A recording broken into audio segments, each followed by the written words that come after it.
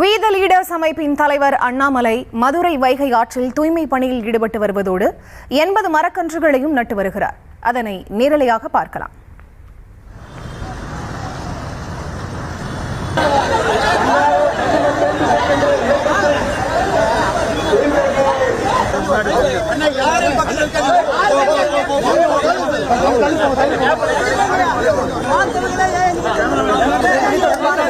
இணைகிறார் செய்தியாளர் பாலமுருகன். அவரிடம் பேசலாம். வணக்கம் பாலமுருகன், விவரம்.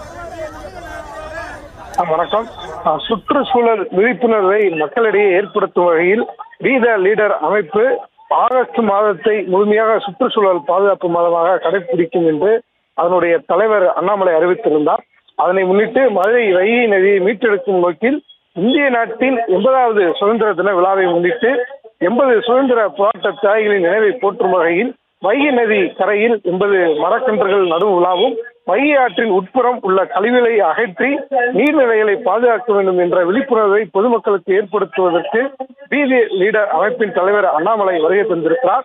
மதுரையின் அடையாளமான வைகை ஆற்றில் குவிந்திருந்த பிளாஸ்டிக் கழிவுகள் மற்றும் பிற தூய்மையற்ற பொருட்களை அகற்றும் பணியில் தீவிரமாக நடைபெற்று வருகிறது.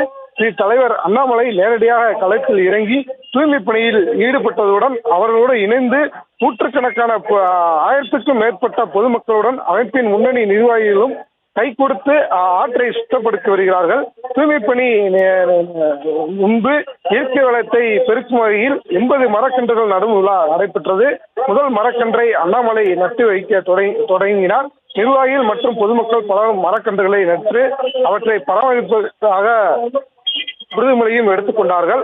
ஆகஸ்ட் மாதம் முழுவதும் மாவட்டம் முழுவதும் மரக்கன்றுகள் நடுதல், நீர்நிலைகளை பாதுகாத்தல், பிளாஸ்டிக் ஒழிப்பு விழிப்புணர்வு என பல்வேறு தொடர் நிகழ்ச்சிகளை நடத்த திட்டமிட்ட உள்ளதாக வி த லீடர் அமைப்பினர் தெரிவித்திருக்கிறார்கள். தற்போது ஆழ்வார்புரம் வையாற்று பகுதியில் முழுமையாக தூய்மை பணியில் வி த லீடர் அமைப்பின் தலைவர் அண்ணாமலை ஈடுபட்டு வருகிறார்.